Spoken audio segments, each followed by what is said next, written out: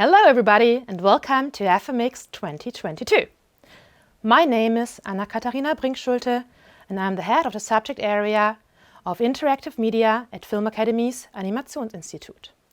And today I have the pleasure to be your host for the Filmakademie project sessions of AniFilm and AniPlay and of the wonderful diploma projects of interactive media. So, what is AniFilm and AniPlay? AniFilm and AniPlay is a track designed for all the students of Animationsinstitut in their first year here. So for all the students in the third year or the first year when entering as a postgraduate student, all those come together of the different subject areas of technical directing, animation, interactive media and producing to come together to create their very own IP. So they ask to develop their very unique own world. And out of this unique world, they have to derive two formats out of it. A film, the linear format, and a non-linear format, the play. And the play could be everything, from a mobile game to an art installation or even a stage play. And besides this highly creative process, we ask them to come up with their own workflow and pipelines and tools in order to handle this really intense production time of two projects realizing parallel. And all this in just 4 months. So 4 months for getting to know each other, for having the team building processes, for having the ideation and idea finding, for having a world development, different conceptual phases, and in the end really producing both of the formats. So it's an intense time and a lot to learn, to create and to experience. But every year we are surprised by new. No matter how hard we try to make it for them, they do awesome projects and, more relevant, I think, they become more greater persons with whom it's really a joy to work with. So I'm very proud now to present you this year's projects of AniFilm and AniPlay. And the first in the row is the project KNUBBELS. The world of the Knubbel, almost a parable of our society. It's faster, higher, further, mixing 2D and 3D, fast-paced narration and an experimental VR game, and a healthy dose of self-irony, making this project a very entertaining but also thought-provoking affair. So please enjoy the presentation of the team KNUBBEL. Hi, thanks for tuning in and welcome to the world of the KNUBBELS. My name is Max and I am one of the producers. KNUBBELS is an IP my team and I developed as part of the annual AniFilm AniPlay third year project in the studies at Animationsinstitut. At AniFilm AniPlay we derive and produce one film format and one interactive format from an IP during the course of one semester. Coming up, director Ilya Barrett will give you some insights into our world building process. Hi, I'm Ilya, the film director of KNUBBELS. AniFilm AniPlay is a format that challenges students to get together as a group and dream up their very own intellectual property. As we started off as a ragtag bunch with different specialties and preferences, finding a world that would serve all of us was the first challenge. For that reason, we decided early on to find a concept that could allow for the use of 2D and 3D art styles, as well as give the opportunity to work in VR as well. Our early prototype ideas had one thing in common: altered perception. We particularly liked the idea of wearing and exchanging sensory and emotional perceptions as though they were hats or helmets. But as the theme of subjective perception is as complex as it gets, we knew we had to avoid reproducing harmful stereotypes and oversimplifying the human condition. So instead, we opted to make our own alien world archetypical and with its own set of rules. Our initial idea of interchangeable perceptions shifted and became something slightly different. We wanted to tell the story of an innocent species that became in a sense corrupted by a dependency on a mysterious substance. Our species, the KNUBBELS, become hooked on the so-called matter, which has sense-enhancing properties. While we were establishing the ground rules of the beings that were inhabiting our world, we ended up building an entire societal structure around this weird dependency. And in the end, we built a sort of exploitative hierarchy that was oddly reminiscent of a classical pyramid scheme. We might have gone overboard a little bit. Then we tried to compress our detailed world, packed full of ideas, into a very, very short film. Hi, I'm Karla, the assistant director and editor of the film. The challenge was to find the balance between showing as much as possible of the world but keeping the story very simple. One solution would have been to show the entire life cycle of one individual knubbel. Another idea was to depict our world from rise to fall in some sort of triptych. Eventually we decided to make greed and consumption our main focus, following an especially obsessive and maladjusted knubbel from their awakening to their ultimate sense enhancement. We went for the classical 3-act structure, which might seem a little absurd for a 90-second format, but helped to break down the film in a few important story points. Once we had our beat sheet, Ilya started to scribble down tons of storyboard images, which I immediately put together in a timeline. Working in tandem like that, we were able to quickly create many iterations of our animatic. The main challenge was to efficiently establish the rules of our world. We had to make our protagonist's towers' actions comprehensible and find a suitable obstacle to place in front of them. We intensely worked on the rhythm and timing of our animatic to make the whole thing as funny as we had pictured it in our heads. Catchy temp tracks helped with that, as much as Ilya's amazing voice acting. When I look back on it, I think it's really cool to see how much has happened since then, but how we still stayed true to our animatic during the whole production. As we got everything started with the film, we also had to develop a game idea while being very unexperienced with game engines in total. So we thought it would be a wonderful idea to make a revolutionary VR game. Hi, I'm Leo, and my main function in the team was the art direction for the game. So we came up with this cool concept of an immersive game where the player looks down on the world, guiding a knubbel with 2 guiding sticks, and to gather some meta for it, which would enhance the player's vision as well. Other attacking knubbels, they could be pushed or smashed away with the sticks, and the player could really feel like a god protector for the knubbel. Our first hackathon came and we tested out some of the planned mechanics, and the results were a bit devastating. Apparently, VR is by far the most complex medium to develop a game for, and although the overall mechanics kind of worked, we discovered new problems, and behind that even more problems, which we simply could not fix in the given amount of time. So we took all our strength and will and we kicked the input mechanics and came back with more simple button and joystick controls. And from this day on we started the production, so the level was planned. Looks were chosen and assets designed, although the film being mostly 2D and the VR game of course mostly 3D, we even managed to share some of the basic assets like heads of the knubbels or textures. Many assets were also created using VR sculpting software like Adobe Medium, and then they got retopologized and textured in Blender and then thrown into Unity, where it all started to come together. While the heads of the knubbels were 3D, we also implemented 2D animations for the bodies, so the whole game had its unique 2D, 3D mixed style, which was pretty cool actually. Hi, my name is Gwen. I was the art director of the knubbels together with Leo. The premise of the knubbels was that they grew in the ground, and therefore we designed root-like characters that have a silly but adorable appearance.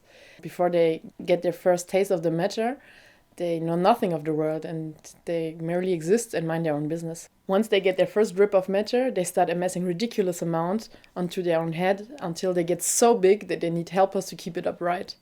The amount of detail increases with the size of the different head designs. Since our story takes place amid a lively society, we needed a great amount of character designs. The matter is alien to our knubbel planet, and therefore it has a great color contrast and a weird pattern to display how much it changes the premises of our bare-bone world. We wanted a raw and otherworldly Möbius-like environment for our knubbels to live in. Therefore we designed a rocky and monochrome landscape. We were intrigued by the stalactite rock formations that were pointing towards the sky, and they conveyed the weirdness we wanted to have in our world. Unlike the Knubbels, their animated meta heads were 3D, so we modeled them in Maya and textured them in Blender.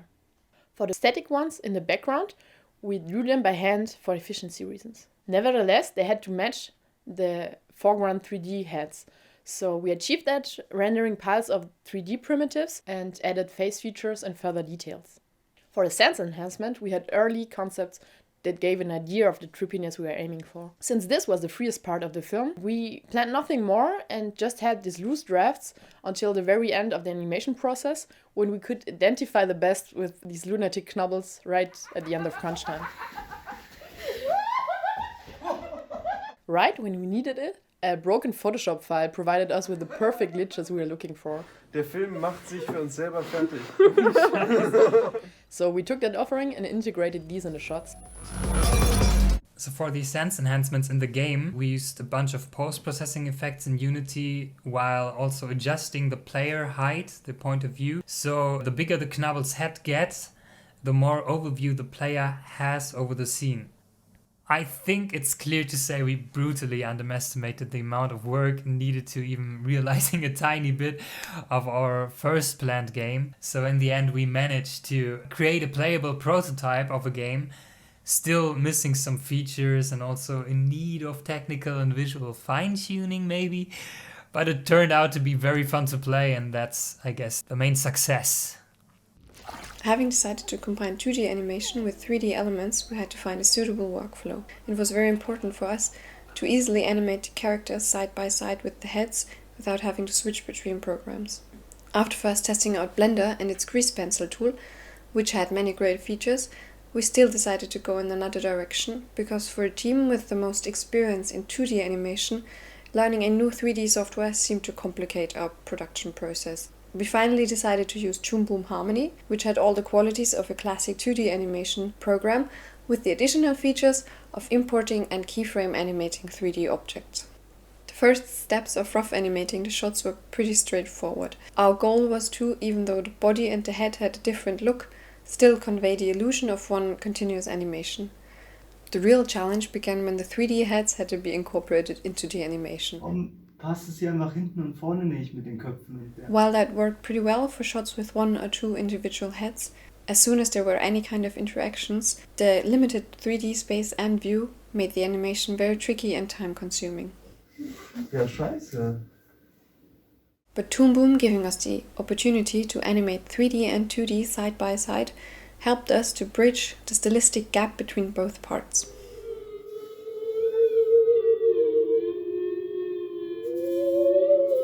As you can imagine, the Knubbels were a lot of fun to work on. I'm really proud of the team, how we eventually finished both formats with a far better result than we could have imagined, while for many of us it was the first time working together and defying a global pandemic. If you want to know more about the Knubbels, come meet us at the conference or at one of the festivals where the Knubbels will be screening very soon. Thanks for having us and see you around. Symbolings. An awesomely detailed world out of balance, rich in emotional storytelling and a beautiful hand-drawn art style and triggering animations. But I don't want to tell too much.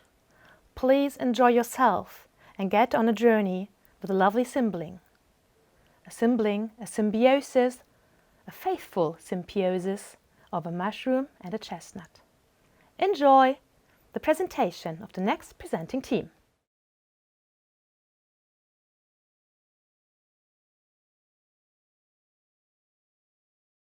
Hi everybody, welcome to our FMX presentation of our project Siblings.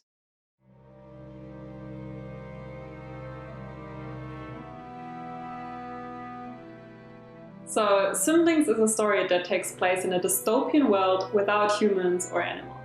The soil was poisoned a long time ago, and when mushrooms tried to clean that soil, some of them mutated, as they soaked up too much of that poison. Those mutated mushrooms endanger any other life in this world by infecting or consuming it. So other plants and mushrooms live in a constant danger of those mutated mushrooms. Therefore, plants are now mistrusting any mushrooms, as they connect them directly to the dangerous mutation. So plants are now living in several different monocultures around the world just by themselves because of their fear of the mutation and of mushrooms. However, in these small hideouts, we will never be able to withstand the mutation and thus live an illusion of peace and safety. In the rare case that plants and mushrooms see past their prejudices, they can form a symbiosis. And this symbiosis is then called a symbling. Symblings can adapt to their surroundings. They have many different advantages over plants and mushrooms, and they're basically the only ones who have legs, so they can walk over that poisoned soil. And at the same time, they can connect to both mushrooms and plants, so they can communicate with both of them. But a symbling connection is quite fragile. They can restore balance in the world with their abilities, but they also need to keep their own balance within themselves. Because if they don't, they can get into a state of imbalance and then get sick and eventually die. So you're not only finding glowing mushrooms and beautiful plants inside this world, but you can actually also encounter dead symblings who fell victim to their own self-destruction. An example for this is a hostile environment that can throw symblings out of balance, like too much sun or too much water and darkness. If the symbling can't keep its balance, one part, the plant or the mushroom, gets, for example, too big and the other part withers, and in the end, the symbling doesn't survive.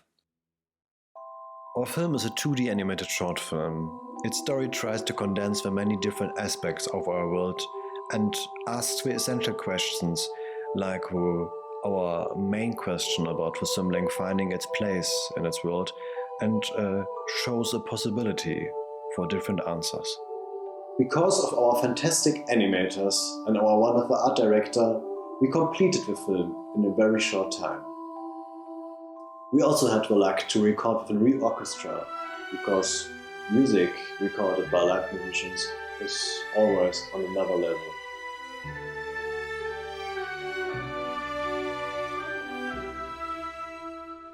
It was a big challenge to condense all the different aspects of this world to a short film that was under 5 minutes. We had several approaches, but neither really worked for us. But one day our amazing art director came along with a painting that conveyed a certain mood we tried to achieve. And we finally realized that the key driving force we need to concentrate on was emotion. So one day we were a bit struggling with the story. We had a really nice, well-working animatic already, and Dominic came up with a lovely film in itself. But still, we felt that's maybe not the story we want to tell. So we decided we're just going to throw everything into a bin and start anew. And so we only had like one day where we all sat together, still a bit depressed and definitely like a bit anxious about the challenge. So that brainstorm session didn't go that well, but we had a weekend, and I think that's really, really important to have those moments where you can just rest and think about it, like also on your own terms, alone. And yeah, this picture I had in my mind, I think there was this mood that stuck with me. We were always talking about like this melancholy that we wanted to create in the viewer and the player. There was a separation between the plants and the mushrooms, but the thing that was so sad about it was that like they were both dying and they actually needed each other's help, and the symbling is the one that is like he's basically like us. He sees this world dying and he wants to help and feels like it resonates with him, this environment that is just dying. We created a 2D look that would work for both the game and the film. And especially for the film, it was important that the backgrounds would work with the flat-colored characters. So we had elements that were painted and with outlines as well. You know, since it's that simplistic character with only 2 dots as a face, you know, it's just those 2 eyes, we had to figure out a way to, you know, convey the emotions and, you know, with body language and facial expressions and stuff. So that was a bit challenging at first, to be honest, but I don't know, we we figured it out, I guess. Especially Gregor did. He had a lot of fun doing all those, expressions, and it feels like the Simbling has hands or something, even though there are none. So, it's great what he did there. So a lot of magic happening. The first character designs had those spikes in a three-dimensional way. So whenever the Simbling turns, it's a hassle to, animate the spikes in the correct way so that it would work out in the three-dimensional space. So we decided on, doing it a little like Mickey Mouse or something. We have this silhouette of the spikes, it's a fixed one, it's always the same, and when the character turns, it stays the same. And don't ask me why, but it works. So there are two characters basically. There are a few more, but the two main characters is the Simbling and the antagonist. This mysterious blob, this mass of, purple goo. And it's this mutation, the stuff that eats up the world and is basically responsible for the whole mess we're in there. So that was fun, because this character basically is effects animation, and it's this gooey liquid thing with the tentacles and everything, and it was a lot of fun to do that because it moves in a very unique way, and it was fun to animate this blob and get to know it, how it's chasing the mushroom and how it's chasing the plants and everything that's in this world, and especially our Simbling, obviously. We created a 2D look that would work for both the game and the film. And especially for the film, it was important that the backgrounds would work with the flat-colored characters. So we had elements that were painted and with outlines as well. We wanted to create a look that felt handmade, but at the same time save time. So we worked mostly digitally, but incorporated analog textures, mainly drawn with watercolors, into the paintings. So then after the movie, when we started to make the game, we had to face some new challenges. Most of us never did one before, so we had to figure out how to animate correctly and how to implement that, and how this would work in a finished game then. So there was a lot of new stuff, a lot of challenges. We figured out that you have to create animations that work in loops and are repetitive without getting boring, if that makes sense.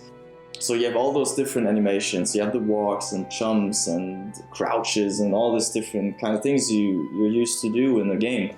And it was kind of challenging at first to animate those actions by themselves, but in mind that they have to work together in a way, and you don't decide when the character jumps or when the character starts to run. That is up to you, that is up to the player. So at any point of the animation, a transition has to be possible. And that was one of the initial challenges we faced in the beginning. But after a while, you get used to it, you get used to the way of thinking then. And I don't know, I think it worked out.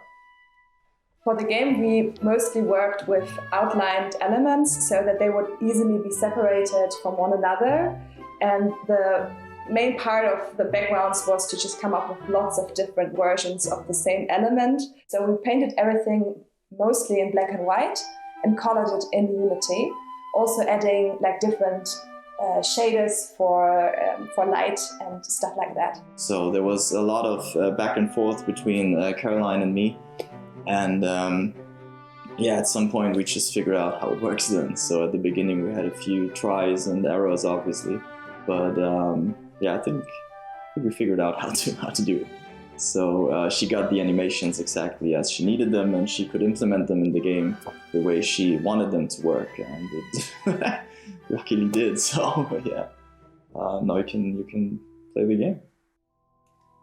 In the game, we focused on the journey of our little sibling. He lives in isolation in a cave, which has now been taken over by mutated mushrooms, forcing him to flee. On his way, he encounters various mushrooms and plants, which, since he is half mushroom and half plant, are skeptical of him at first. Over time, however, they understand that, despite their differences, he belongs to them in a way, and they begin seeing hope in him. Therefore, they grant him various abilities to overcome obstacles and enemies. Through these abilities, he can communicate with mushrooms, enabling him to create and move platforms, as well as being able to use his chestnut helmet as a shield. Our goal was to create a unique world and atmosphere where players have to solve different types of puzzles in a 2D side-scroll. Since our game is a 100% 2D hand-drawn work of art, we had the wonderful challenge to build in lots and lots of animations. Every character in our game has its own animator with different animation states that are being triggered accordingly to its behaviors in the game. For that, we set up 145 animations and over 30 animator systems to trigger them. One of the biggest joys of a platformer is moving the character. That's why we made sure to put a lot of effort into testing and tweaking our character controller. Our favorite character skills are the double jump, gliding, and rolling. To add another layer of excitement and difficulty to our game, we added a variety of enemies. From enemy drops to little worms that follow you around, to catch you to your final big boss. For the creation of our little monsters, we used a lot of trigger mechanisms and a customizable enemy AI system.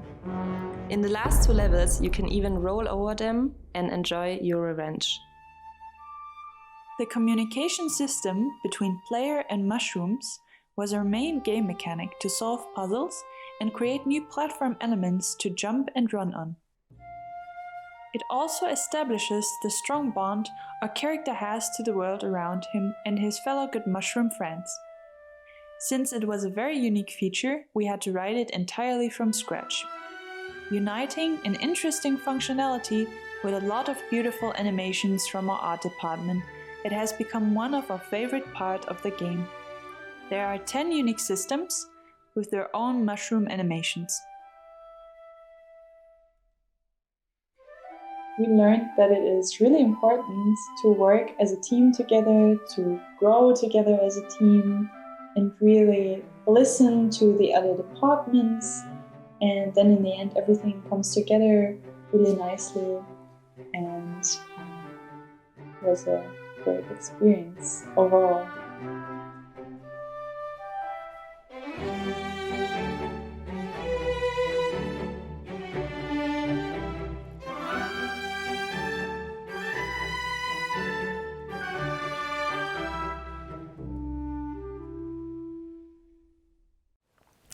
Mnemonic, an emotional reminder of ourselves that the truth lies within us. A project and a world designed, caught up in cold and loneliness, in need of bringing back the sun. The project, both film and VR game, have been produced in Unreal, figuring out the limits and, furthermore, the possibilities in real-time rendering, especially in a 4-month student project. And with this, I hand over to the team of Mnemonic. Hi, and welcome to the AniFilm, AniPlay FMX presentations. My name is Tobias Eckerlin and I am one of the directors and CG artists of Mnemonic. Today we would like to share a brief overview of our project and the process behind it. With me on the team are Shadab, Vincent, Andra, Konstantin, Kay, Valeska, Lily, Fabian and Finn. So the central question of our IP was, what if there was a world without the sun? Based on this central question, we developed our world and the story we wanted to tell in this world. Here you can see a brief summary of the world history. Over millions of years, the sun froze over and got destroyed by the asteroids.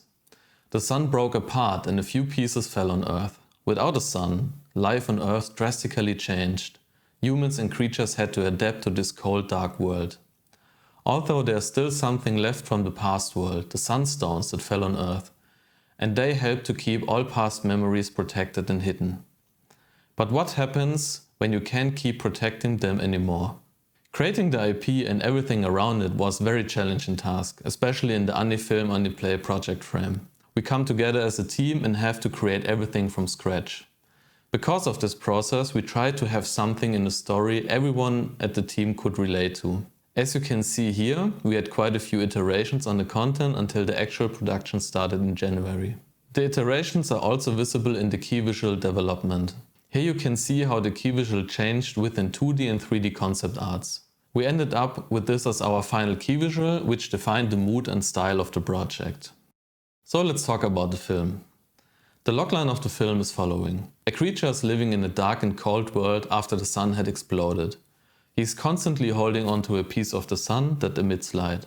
But every time he moves, there seems to be something that wants to come out from beneath the stone. So it's a story about confronting yourself with the past, the good and the bad, letting go, and even if it might not be the same as before, probably having a good outcome. This also reflects in the name mnemonic. A mnemonic is something that assists in remembering something. In this world, the sunstones are the mnemonics. So unfortunately we can't show the full short film here, but let's have a look at the teaser.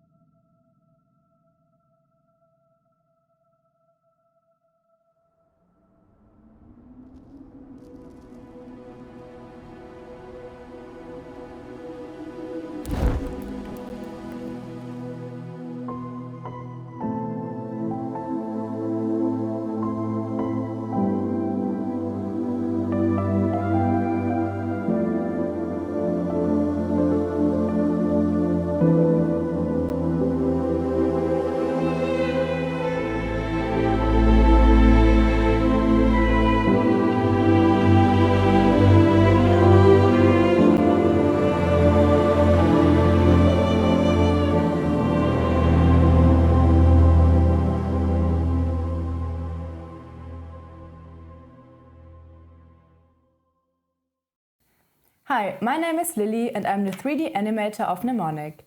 My main task was to put life into the characters and especially to express the emotions of our main character Ivo. Ivo is a creature which has developed out of a human being because he had adapted to the changing environment. Here you can see the concept art by Valeska. His skin became pale because of the missing sunlight, his eyes became bigger to see better in the darkness, and so on. His back became crooked because he never stopped embracing his stone since the world had changed. The stone is a central element in the story because under the stone there are Ivo's memories of the old bright world, which he tries to protect, so he has a very strong relation to the stone. The story is strongly narrated by Ivo's emotions. Also, if you don't get the plot completely, you might be able to feel what's going on. Here you can see a visualization which we call Ivo's emotional curve. In the beginning, Ivo feels depressive because of all what happened. Suddenly, a moth passes by and distracts him. The moth forces him to leave his stone. By leaving the stone, the memories escape and become visible in the sky, so that Ivo can feel them for the last time. The playful 2D animation emphasizes how easy and beautiful Ivo's life had been before. After he's realizing that the memories are finally gone forever, he gets very desperate. But then something beautiful happens, which gives him hope after this very long time of suffering. The layout process was very connected with the story developing process. It started with a beatboard, a storyboard and a 2D animatic with basic sound design. After the 2D animatic we went into 3D, creating the basic set dressing, lighting and composition. During this process the story changed a few times and we refined a lot of things in the 3D layout. Here you can see one of the shots in various stages, from 2D animatic until final rendering. Then we switched into Unreal Engine and used the sequencer for further adjusting and editing. With the fantastic work and setup Vincent and Fabi had done before, Valeska and I were able to bring the look more together by adjusting the set dressing, assets, shadings, color, lights and cameras. Hi, I'm Fabi. I was a CG supervisor in this project. One of the biggest challenges we were facing in creating both our film and our game world was the sheer amount of assets we had to create in a very short time frame. We unfortunately couldn't use the advantage of the Quixel library that comes with Unreal, since they didn't really meet the more stylized vision our directors had for the world. Therefore, we needed to set up our own system that would allow us to procedurally model, texture, shade and scatter our stylized assets directly inside of Unreal, while also allowing easy and fast manual control over the result. Integrating Houdini or HDAs directly into Unreal played a key role to achieve this. We created a system that stayed inside of Unreal without the extra steps of moving back and forth between different programs. The artists got a set of pre-chosen parameters to create their desired model. UVs and textures got procedurally created based on the specific model and were then automatically fed into the right shader. The shaders were also based on procedural algorithms that, for example, considered object and world position so that objects would blend automatically into the terrain. Things like icicles would automatically grow on the bottom of objects and snow would always be on top of an object. We also work with lots of different fakes inside the shader to, for example, achieve deep eyes or pulsating veins without losing performance. In addition, the Unreal shading system made it easy to set up additional performance savers like fades between different texture resolutions or poly counts based on the distance of the camera. Some of the animations were also created via shaders, since that gave us a much faster result in some cases. We ended up with more than 1,000 assets in total, out of which only 6 were custom made and not based on some procedural algorithm. Another big advantage we had, in comparison to a traditional pipeline, was the possibility to spawn objects per shots, which resulted in a great advantage performance-wise and made it possible to watch the whole film at any point in time in its current state without waiting for renders, as well as easily moving an object for one shot and immediately seeing the actual output result.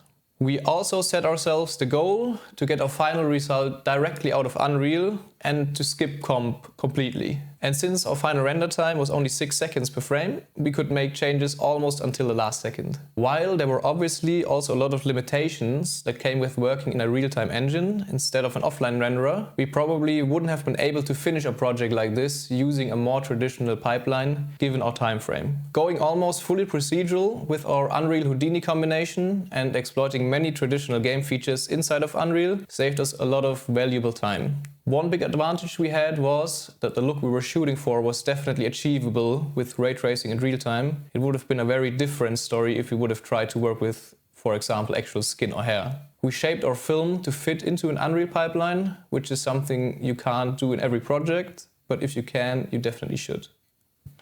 The lighting process was quite interesting, as it was the first time I had to light in Unreal and had to light a world with basically no source of light. Because of this, we only used very soft and indirect light. We went also for a lot of lighting coming from below, as it matches our viewing habits. When it's night, the light often comes from a lower angle, like candles and standing lights. Without the sun, the moon also can glow. But for Ivo itself, there is a soft spotlight to make him stand out. Overall, the light and temperature should support the story, emotions and composition. Thanks to our amazing TD Vincent, we had a quite comfortable lighting workflow. He built us the Maurer tools inside of Unreal Engine. With these tools we could easily access RTX features, sampling rates, lighting types and the correct scene or level. My personal favorite feature, adding light blockers, which I like to use a lot. We were able to achieve everything inside of Unreal Engine, so we had no compositing at all. But even without compositing, we worked on the color grading to enhance the composition and story. For this we worked in DaVinci Resolve, and as we did it the whole project in the ACES color pipeline. Here we can see some before and after examples, like from the raw rendering and the final color grading. In Resolve we brought everything together with a fantastic sound design for the film done by Tianqin and the amazing score by Robert, who also worked on the game sound design. Both did an absolute incredible job in basically no time. Hi, my name is Vincent. I was the TD and game director for the AniPlay. Parallel to the film, we also created a game. Its result is similar, but the path to it is a bit different. The player has to complete all broken sunstones to release the hidden memories of the past world and eventually change the present. Have a little look at our experience trailer to get a little glimpse in our world.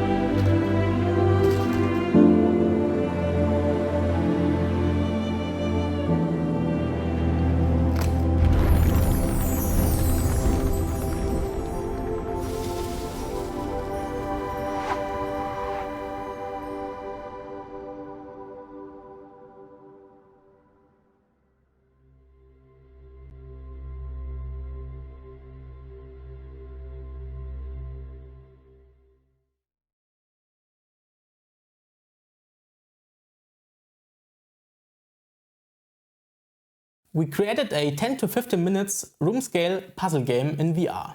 The target platform is the Meta Quest, but it should run also on other VR headsets thanks to the OpenXR framework. It's accessible on VR-ready PCs. Our target audience are VR beginners with a bit of gaming experience, which are interested in our story world. After we had a rough concept for our world, we started working on the game map, which, finding more and more ideas for interactions, slowly grew. The player progresses from the dark, cold cave into the vast landscape of the frozen planet and brings back light into the world. The look of our game matches the film, dark and moody, with some spots of warm light. To immerse the player into the world and complement the visuals, the music was very minimalistic. Some of the audio assets for the film could also be placed into our game with spatial audio, which was triggered dynamically depending on the gameplay. Since we knew from the beginning that we wanted to implement 2D animation in our VR game, I started early with testing and implemented some shaders to turn our channel-packed flipbooks back into beautiful animations, which followed the view of the player.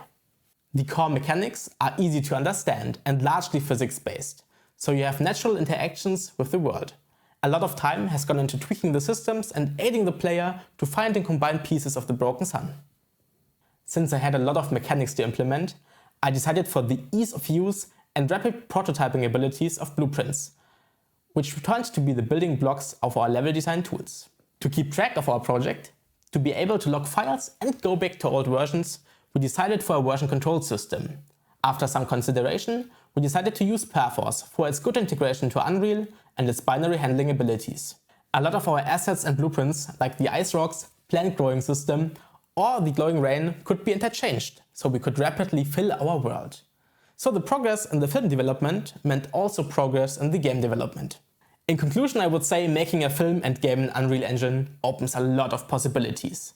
Not having to compromise visuals while being able to reuse assets is very efficient. Still have to say, some parts of filmmaking in Unreal Engine still need polishing. And it may not integrate as well in classic animation pipelines. So in the end, it depends a bit on the project if it's a good use for it.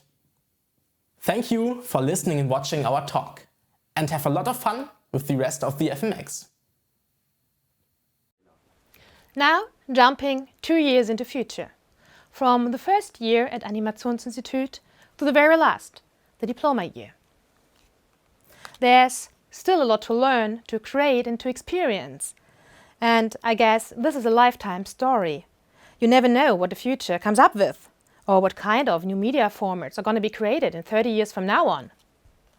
And the study course of interactive media is this kind of a playground. It's all about experimenting and exploring.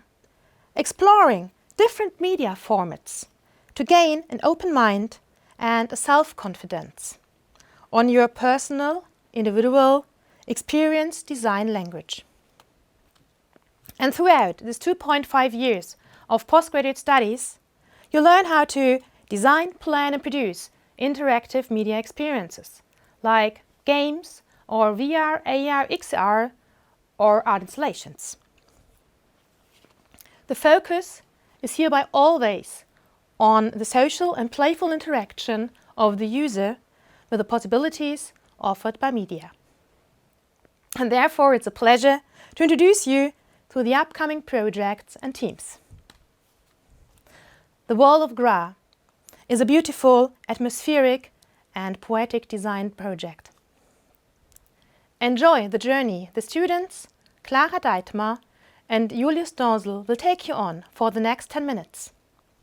Explore with them the beauty, but also the fear of growing up and even growing out in search of a place called home. Hi, I'm Clara Deitmar. And I'm Julius Dorsel. We both study interactive media at Animationsinstitut, and today we would love to present the World of Gra to you.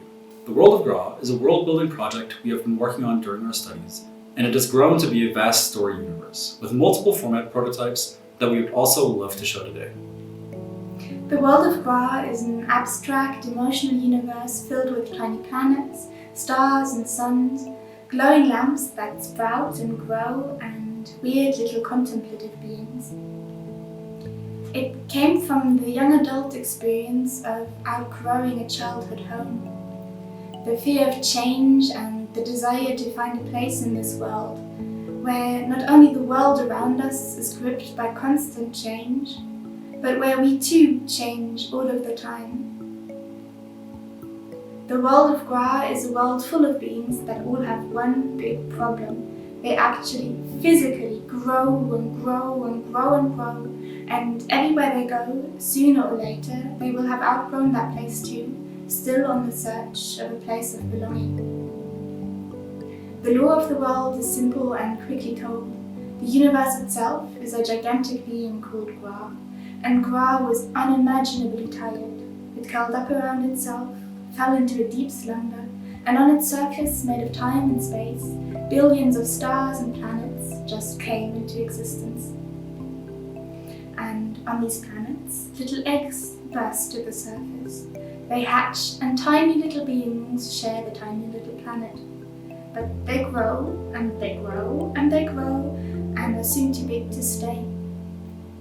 So they leave and they swim through space, meeting new beings, seeing new planets. But sooner or later, they outgrow every place they rest. And only after hundreds of years of travel, they find a sun, the perfect one, the sun that is meant for them. Tired from their journey, they wrap themselves around the sun. Their skin becomes hard, their bodies stiff, and once they have become a planet again, their tiny little eggs sprout on the surface. The World of Gra is very circular and revolves around the constant growing of its characters in their search for their sun. Light is also extremely important and creates the distinctive environment of the World of Gra. Lamps sprout out of the ground and grow like plants, filling the world with light. We try to keep the style of the world simple yet recognizable. The creatures are anthropomorph or based on water animals and have bright faces with or without eyes. The visual style tries to capture an interplay of softness and otherworldliness. The World of Gra encompasses many short stories that show the characters struggling with growth and finding their sun. The stories all feel like bedtime stories, short emotional experiences to cuddle up to. So, we wanted to try out telling these stories through different transmedia formats. We have been developing 2 different formats to showcase the breadth of interactive storytelling possibilities for the World of Gra. The first format is called The Stargatherer. We prototyped this interactive picture book that Malte Hartjeb and I have co-directed. It tells the story of the Stargatherer who is in search of her sun. On each spread, she meets new creatures. They all have something new to tell her about how suns work in the World of Gra. And all of them give her something on her way: a star, a light bulb, a glowing fish. Somewhere in each spread is a hidden puzzle piece that can be taken out. On the last pages, the Stargatherer rearranges her collection of glowing things, and they all fall into place. When the reader places the 12 puzzle pieces in just the right spots, small LEDs inside of them light up, bringing the little glowing objects to life. The Stargatherer was an experiment for us to find the written tone of the world and to experiment with more interactive, interesting forms of storytelling. The second format we have been working on is called The Bear. It is Clara's diploma project and currently in development. The Bear is a 20-minute interactive story game that we are currently developing for the iPad. It's a calm and atmospheric game with puzzle elements and a good night story vibe. The story is about the little one who finds a bear in a long-forgotten cave. They help each other out, and together they go on an adventure through the World of Gra, climbing from planet to planet. The player moves both characters through tapping and stretching their bodies. At first, the bear is scared to leave its cave, but soon learns that it can help the little one reach other planets due to its size. The bear overcomes fears and learns to swim, and for the player, moving the bear's body becomes easier and easier as the story goes along. But as beings do in the World of Gra, the bear starts growing and growing and growing, taking over ever more of the screen. The player decides, with the bear and the little one, where to go and what to do next. We have a wonderful team and are currently in the middle of development for the story-focused game. Here are some snippets of the first story prototype, our playable interactive animatic or Playmatic.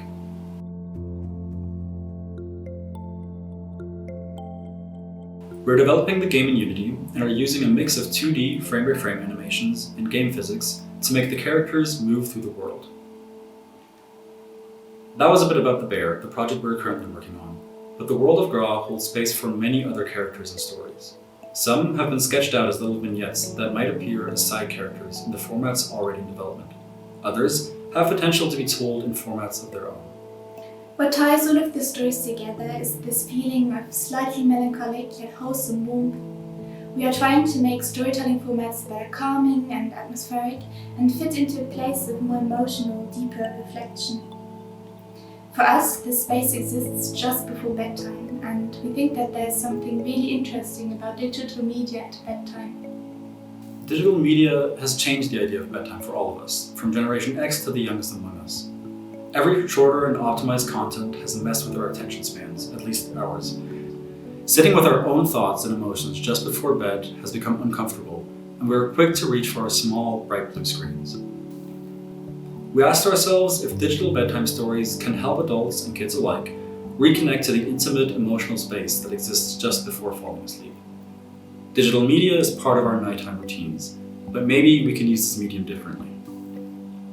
With interactive stories like The Bear, we want to create calming mobile experiences that lead the player into an immersive, atmospheric world. We feel there is a target audience for the World of Gra with young adults who like experimental, atmospheric indie games and the tone of Ghibli movies. Yet, some themes in the stories of the World of Gra, like growing up, parent-child relationships, and change related to the place that we call home, can also be very valuable messages to share with children. For us, it has been great fun creating this world and developing these formats. We enjoyed exploring a different world and finding the stories and characters hidden in it. And we are also curious to see what comes next for the World of Gra. As mentioned before, we're currently in the middle of developing the format of The Bear, and we want to thank our awesome team that's working hard on all of our progress. Erika is also producing The Bear, Jonas Vogler is creating the atmospheric music, Jan Oprach is a great support for writing the narration, Danilo and Yannick are helping us code the game, and Maxime brings the characters to life with his animation. Also, thank you to Malte Hartleb, who co-directed the interactive picture book, The Star Code. Thank you so much for listening to our presentation and coming on a journey with us through the World of Gra.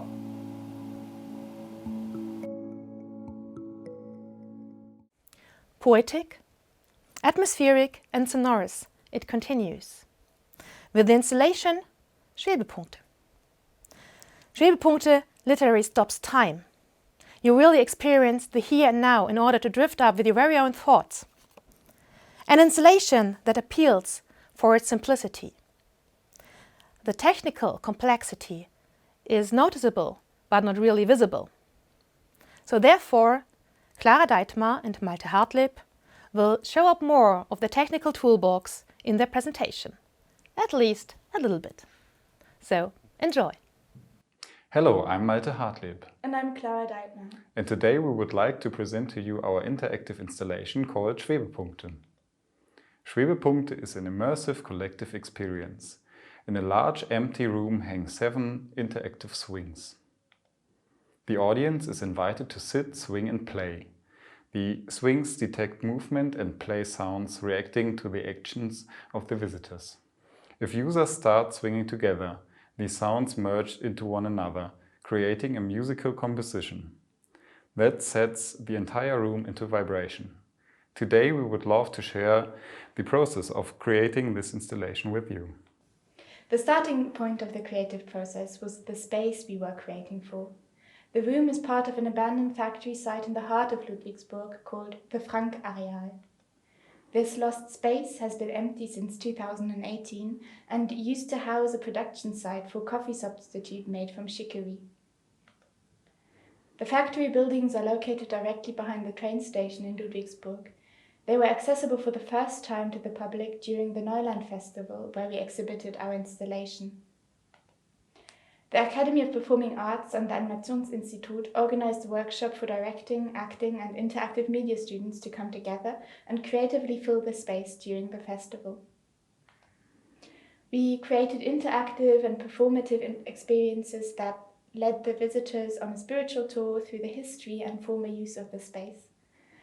As the last stage of the tour, our installation represents a moment of rebirth and new beginnings. The room we chose was a former storage space. Lying directly next to the rail tracks, it vibrates every time a train passes by. The space was entirely closed off. No windows, a brick doorway, only a heavy steel door that hadn't been opened in ages. As the people of Ludwigsburg would discover this room for the first time, we wanted to let their movement be the inciting force to bring color, action and light back into the space. As an empty, white volume, this room in particular poses the question of how the factory site might be used in the future. We did not want to impose a solution of what could be, but rather wanted to invite the visitors to engage with the space and formulate their own desires for what this place could become. So first, we focused on movement. We wanted to get the visitors actively moving through the space, and swings seemed to be a great option. They are easy to engage with and are inviting for a broad audience. These are the first concept renderings we created. On our first in-person visit of the space, we pretty much immediately decided on swings, not only because of their association to childhood and therefore the idea of rebirth and new beginnings, but also because of their ephemeral quality, the idea of floating and being in the air. Since we didn't want to impose on the room and wanted the experience to be primarily defined through the presence of the visitors, swings were also a great option. Swings by themselves take up little to no space, 20 by 60 centimeters, and don't even touch the ground. But once in motion, they take up the entire room. The space allowed for 7 swings in total that fill the space entirely with movement and invite to engage directly upon entering. We also wanted to translate the movement of the visitors into a play of light that would illuminate the space and bring red, blue and purple into a room that has never seen so much color. We built 2 lights into each swing that shine out of the sides. They throw bright circles onto the walls, the floor and the other visitors. The colors are reminiscent of a sunset, a sunrise and the womb of a mother, further recalling the idea of rebirth. As the lights are built into the swings, they too move in an oscillating motion. The circles move towards each other, kiss, cross paths and create new colors wherever they overlap. The swings are made of 9 layers of plywood that create a hollow chamber inside to house all of the technology, like the lights, the sensors, batteries and of course the maybe most important part of the installation, the speakers for the sound. The empty and closed-off room has incredible acoustics. The room echoes and vibrates with every spoken word. We decided to also use the movement of the swings to create sounds that fill the space. At the highest point of the pendulum motion, at the moment of weightlessness, a single note emanates from the swing. The echoey room carries the sound, the back and forth of the swings create the rhythm. Every swing creates different sounds, and when enough visitors participate, the soundscape morphs into music. We wanted to keep the simplicity of the installation, so we built all of the technology directly into the swings. There are no external cables, speakers or lights. The swings have hidden openings on the underside for the speakers, so the sound bounces off of the floor. As sensors, we used mobile phones. An app we coded takes gyroscope and acceleration data to process the swinging movement, and then plays sounds through a synthesizer. Since the speaker lies directly under the wooden surface, the swing vibrates on deep notes and gives additional haptic feedback. Since we didn't want any cables leading to the swings, we power everything through batteries. This makes the system really flexible and allows the swings to be used in different indoor and outdoor spaces in the future. We created a software to communicate with each individual phone. This not only helps us control and calibrate the swings, but also means the swing can react to one another and come together to harmonize. When enough visitors swing, the individual sounds align and start playing in about 15-minute long composition. The music wanders from lightness to melancholy, from softness to playfulness. Additionally, the sounds are louder the higher one swings and softly disappear when the swing is let go. No matter when a user enters the room, the installation will always sound unique. We cannot control when the visitor starts singing, so the notes will always play at different times, bringing a randomness and liveliness to the soundscape. The overall experience is created by the space, movement, light and sound. For us, it was especially wonderful to see visitors engage with the installation their own way. When the room was pretty empty, visitors would interact more playfully. They experimented with the swings, lied on them, stood on them, tried to figure how they worked. Some ran through the room, pushing all of the swings at once to play the installation like a gigantic instrument. When more visitors entered the space, the room would fill up with the sounds, motion, and interesting shadows. The rhythm of each swinging visitor merged into the music. You could really get lost in a trance-like state and become part of a communal experience. A big thank you to all of the people and partners that supported this installation. And of course, Jan Roth for the wonderful music composition and Janek Joachim for the sound design. Please enjoy our short experience trailer.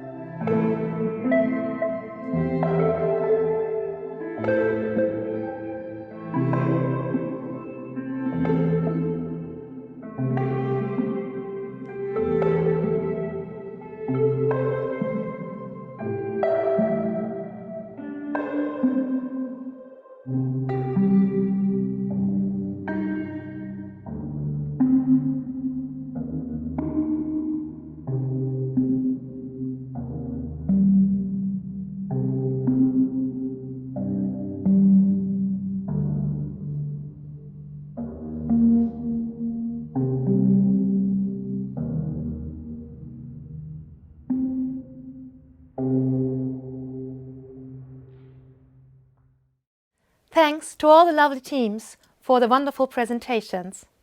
And thank you for listening. Take care.